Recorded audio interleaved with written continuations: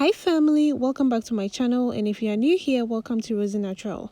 So this is the second part of my twist out video. The first part actually covered how I made a twist and the product I used. I also trimmed my hair in that video, and so if you haven't watched it yet, I'll put a link in the description and also in the card above. And this part is going to cover how I took down the twist and also how I styled it. So what I did prior to the takedown was to rub a bit of oil in my palm just to reduce the frizz. This twist is actually 3 days old, and so I'm doing this twist out on a day 3 hair. So to get some volume and also retain the definition, I separated the twist where it naturally would. But I'm not good at doing this, so I basically messed around with it a bit. Some twists separated so easily, but for others, I had to just separate the mid portion and leave the ends so that the look on the ends wouldn't get messed up. If you are new here, my name is Rose. Welcome to Rosie Natural. This is a place where I share my natural hair journey, which includes hair care, hairstyles, and a few DIYs to help with the natural hair journey. If you like these bouncy curls that you are seeing, then please click the like button. And if you are not yet subscribed, then please subscribe and join the family. So to give it a final touch, I just use the hairpins to my advantage. You can do so too.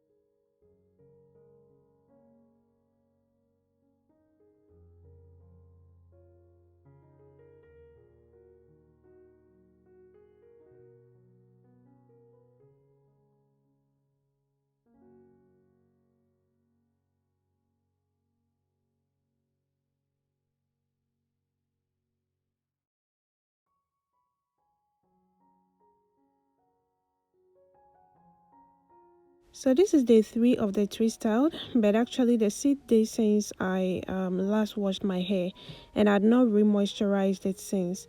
So I was thinking whether to re-wash or to moisturize. I did enjoy this twist out. I like the look and everything about it. It's just I find it difficult to just take down the twist I spent some time on. I prefer to keep it in for as long as it will last me. Let me know in the comment section whether you like to keep your twist or prefer a twist out. I hope you click the like button if you enjoyed this video. Thank you so much for watching, and I'll see you again in my next video.